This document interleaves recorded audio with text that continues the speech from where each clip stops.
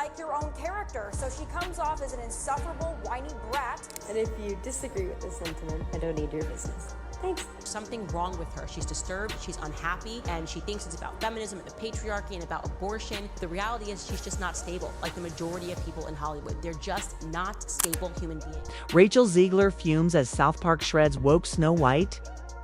Rachel Zegler is not pleased right now, and South Park just made things much worse. In their latest episode, they thoroughly mocked Disney's new Snow White remake, and they didn't hold back. From highlighting the woke alterations to suggesting that films like this might get yanked from theaters, it's pandemonium. And Rachel, she's ranting again. If you thought her last outburst was intense, wait till you see this. Let's dive into everything South Park revealed, and why people are saying Disney finally got its comeuppance. As of April 1st, the flames haven't died. Did not hold back. Now, tell me exactly what it is you're afraid of. I keep having the same dream. Everywhere I look, people are being replaced. Okay, and who do you think is going to have you replaced? Them. The puppet masters. The last time I had the dream, I was walking down the school hallway. And then I see Butters, and he's like, "Hey, Eric, you want to see what my mom packed me for lunch?" And that's when I start to notice that something's wrong. Everyone I cared about has been systematically replaced. And finally, I want to scream, and I'm like, why are they replacing every single character with someone who is diverse? Down just yet, this debacle is still raging. Disney's latest figures are out, and yes, it's confirmed. The situation's going from bad to worse. Rachel Zegler's towering ego and relentless woke warrior attitude didn't just miss the target, they outright doomed Snow White with box office failure. Instead of reviving a classic, she handed Disney a toxic apple. Her star power didn't rouse the sleeping giant, it barely moved. Still, Rachel and her loyal Cruilda, Jorge Remy, and Maria show up like it's opening night at the Oscars. Popcorn in hand, big smiles, ready to revel in the glow of Rachel's moment. Ilda's boosting her on Instagram like it's the finals of a 2 tickets, please. For which movie?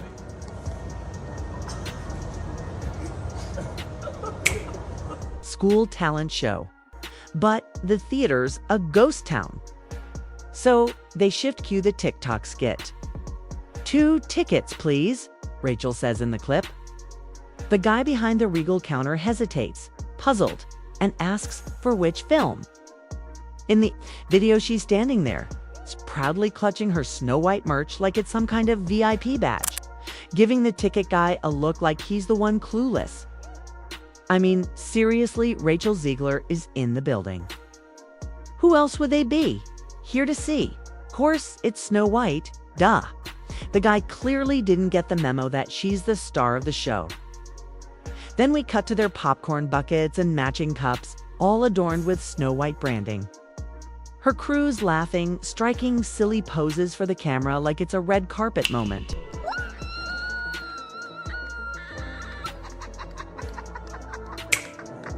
You can tell Rachel thought this would explode online, one of those look at me now viral hits.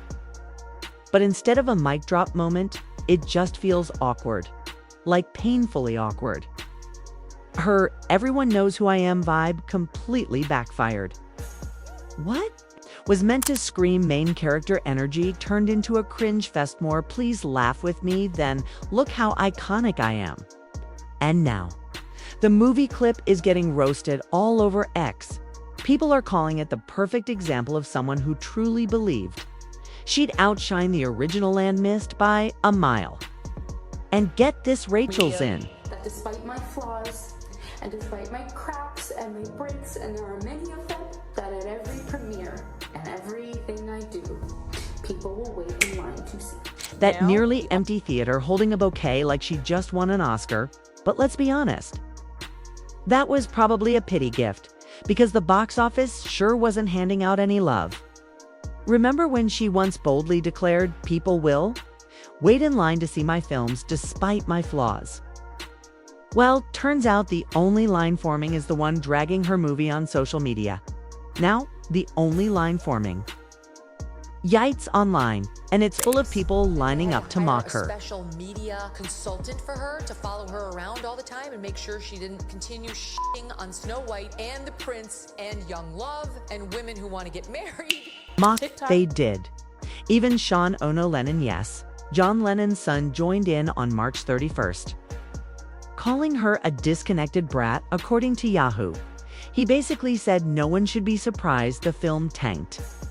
And sure, her career has amassed a massive $700 million thanks in large part to The Hunger Games.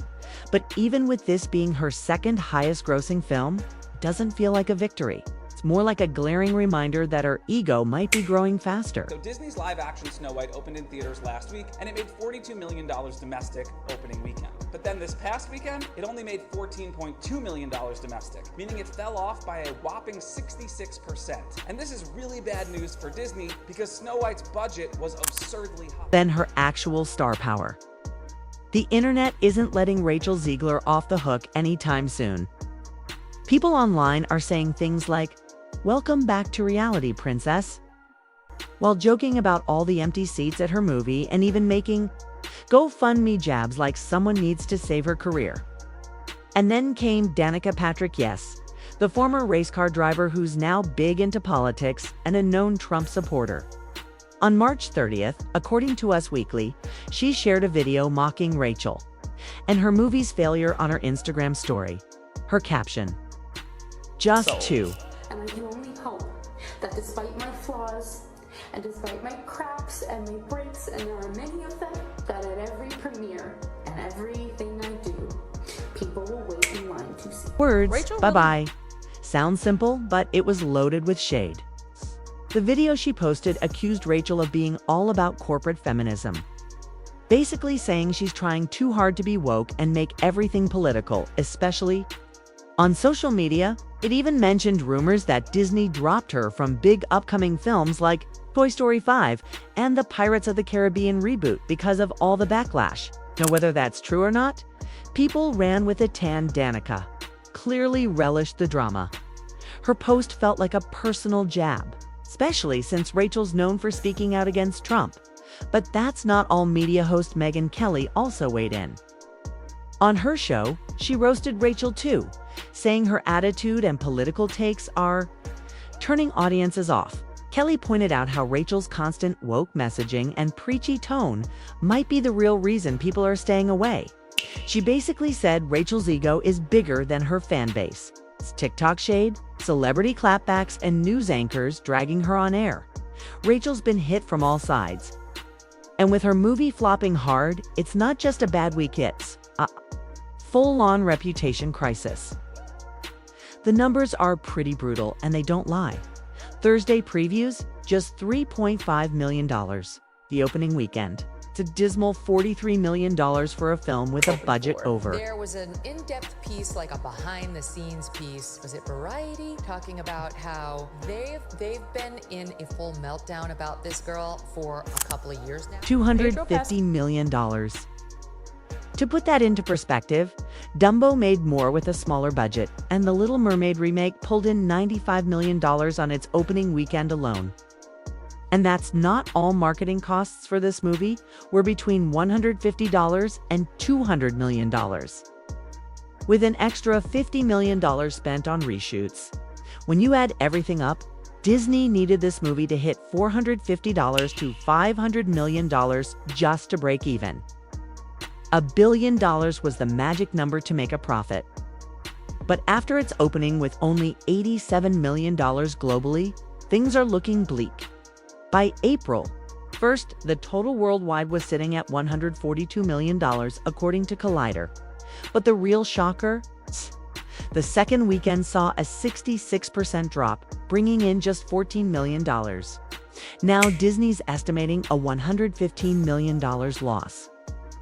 But whispers on social media say it could be closer to a $300 million loss when all is said and done.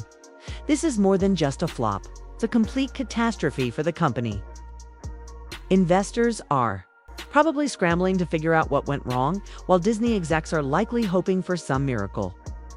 Rachel once said, "I hope people wait in line to see me," which is, well, bold.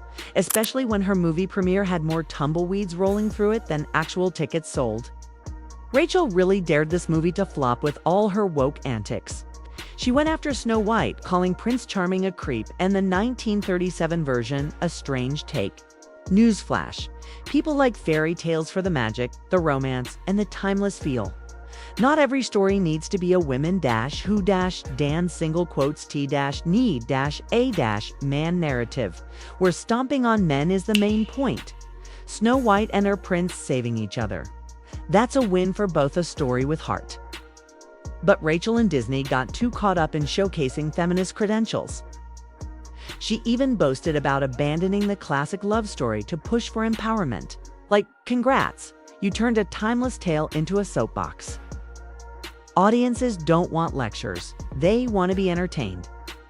Disney's obsession with being a girl boss instead of focusing on fun. Well, that's what sank this ship. Tease slushin'.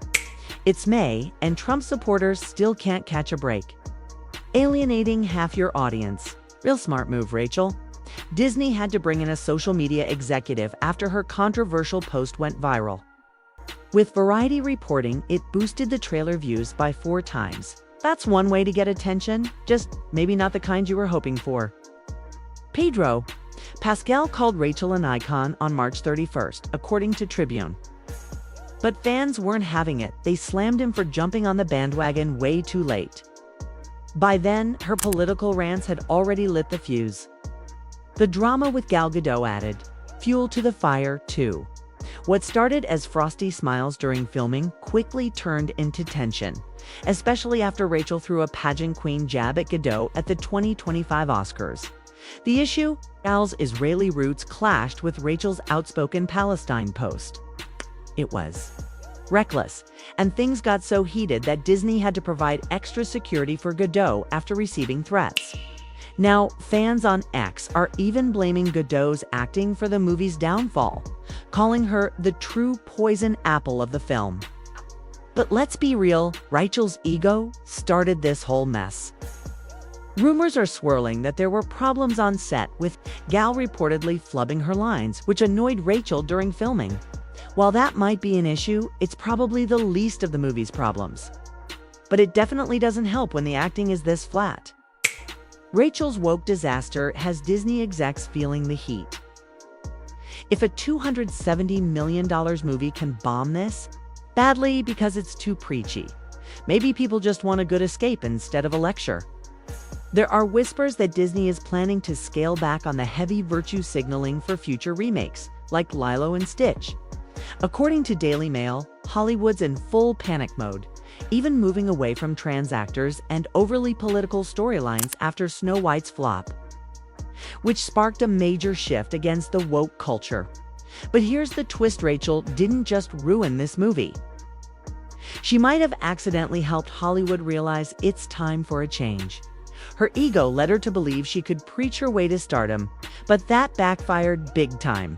Instead of a fairy tale, Snow White turned into a woke tale. Audiences don't want to be preached at. They want to enjoy a good story. And this one, it crashed and burned. So the real question is, did Rachel destroy this film? Or was it already set to fail?